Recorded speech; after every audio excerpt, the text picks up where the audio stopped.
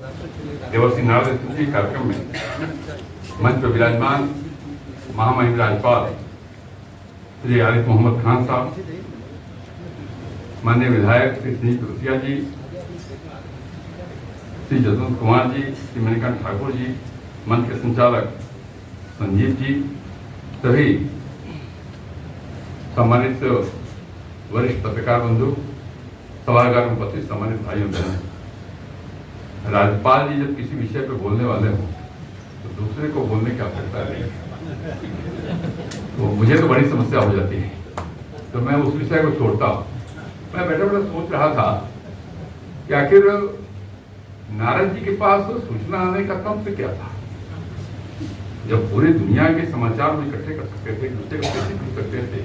तो कौन सा तंत्र था। आज तो हम मोबाइल रखते हैं, वायरलेस सिस्टम है, टेलीविजन हमारे पास है, रेडियो हमारे पास है, हम उससे सूचनाएं सुनते हैं और प्रेषित भी कर सकते हैं। लेकिन जब मैं कभी कभी सोचता हूं कि लोग कहते हैं कि भारत बड़ा पिछड़ा है, भारत में कुछ था ही नहीं, भारत के स्वाभिमान के बारे में कोई मन के अंदर भाव ही किसी के नहीं आता है, तो मैं सोचता हूं कि साहब हजारों हजार साल पहले आज जिस विज्ञान की उपलब्धि पर पश्चिम इतराता है, उस विज्ञान की टेक्नोलॉजी को जानने वाला तो हमारा देश था, तभी तो नारद सूचनाएं प्रेषित करते थे। आखिर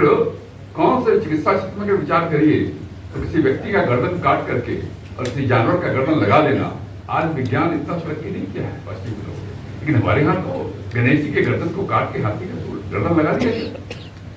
तो ये जो मैं देखता हूँ आज ये पर्यावरण की चर्चा पूरी दुनिया के अंदर होती है, खूब चर्चा हो रही है, बड़े बड़े सम्मेलन हो रहे हैं। लेकिन मैंने देखा कि हमारे लोग तो पहले कहते थे तुलसी का पौधा लगाओ, पीपल के पेड़ में पानी डालो, पूजा करो, वर की पूजा करो, क्यों? ऑक्सीजन देता था। तो हमारे ऋषि महर्षि पहले से जानते थे कि इस दुनिया के संतुलन को बनाना है, अगर पर्यावरण के संतुलन को बनाए रखना है, और जो प्रगति के नए आयाम हैं, जिन आयामों की चर्चा आज हम बड़े गर्व के साथ कहते हैं, मुझे कभी कभी ध्यान में आता है कि साहब आजकल तो टेलीविजन का दौर है, ये टेस्ट मैच का दौर है, 2020 होता है, IPL होता है, टेलीविजन खोलते हैं, ऑस्ट्रेलिया मैच हो रहा है, आंखों का हाथ दिखते हैं। मुझे ध्यान आता है कि जब महाभारत युद्ध हो रहा था और युधिष्ठिर ये धृतराष्ट्र अपने राजभवन में बैठे थे और संजय उनको आंखों देखा हाल बता रहे थे, मीलों दूर होने वाले महाभारत युद्ध का आंखों देखा हाल संजय कर बता रहा था, तो मुझे लगता है कि उसमें शायद ऐसी टेक्नोलॉजी होगी कि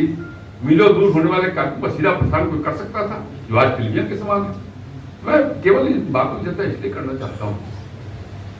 कि जिस आज सैकड़ों साल की गुलामी के कारण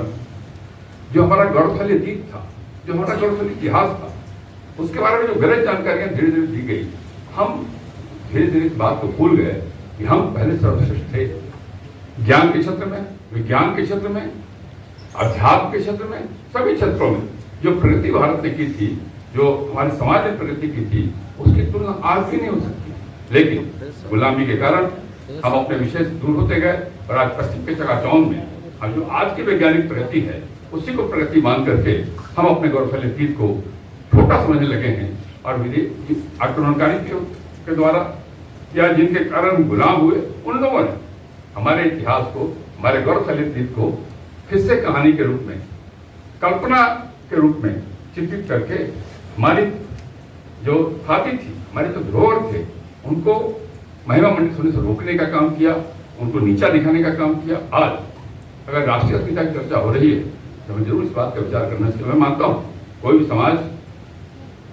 जब अपने गौरवशाली अतीत पर गर्व करता है और वर्तमान में साथ धरातल पर खड़ा हो, उसके बाद अगर भविष्य का ताना बाना बुनता है, तब समाज ज्यादा प्रगति करता है। तो आज राष्ट्रीय अस्मिता का सवाल है, तो जरूर इस बात का विचार करना चाहिए कि जो हमारा अतीत था, जो गौरवशाली अतीत था, उससे प्रेरणा लेते हुए हम भविष्य का निर्माण करने का काम करें, ज्यादा बेहतर होगा। बहुत बहुत धन्यवाद।